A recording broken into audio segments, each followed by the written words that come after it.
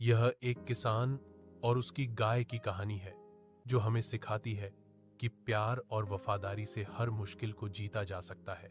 यह एक किसान और उसकी गाय की कहानी है जो हमें सिखाती है कि प्यार और वफादारी से हर मुश्किल को जीता जा सकता है। सच्चा साथी। रामू और गौरी की कहानी। एक छोटा सा गांव था जहां रामू नाम का एक गरीब लेकिन बहुत ही मेहनती किसान रहता था। रामू के पास खेती के लिए एक छोटा सा टुकड़ा था और एक प्यारी सी गाय थी जिसका नाम उसने गौरी रखा था। रामू के लिए गौरी सिर्फ एक जानवर नहीं बल्कि उसके परिवार का हिस्सा थी। वह उसे रोज अपने हाथों से चारा खिलाता और नदी के सार पानी में नहलाता था। मुसीबत का वक्त। एक साल गांव में भयंकर सूखा पड़ा। बारिश न होने के कारण खेत सूख गए और रामू के पास गौरी को खिलाने के लिए घास तक नहीं बची। गांव के बाकी लोगों ने अपने जानवर बेचना शुरू कर दिया, लेकिन रामू ने ठान लिया था कि वह अपनी गौरी को खुद से अलग नहीं करेगा।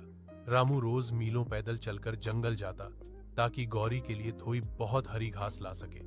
वह खुद आधा पेट सो जाता लेकिन गौरी की भूख का पूरा ख्याल रखता। गौरी का एहसान। एक रात जब रामू गहरी नींद में सोया था, उसने सुना कि गौरी ओर से रंभा मोइंग रही है। रामू हब्बा कर उठा और गौशाला की तरफ भागा।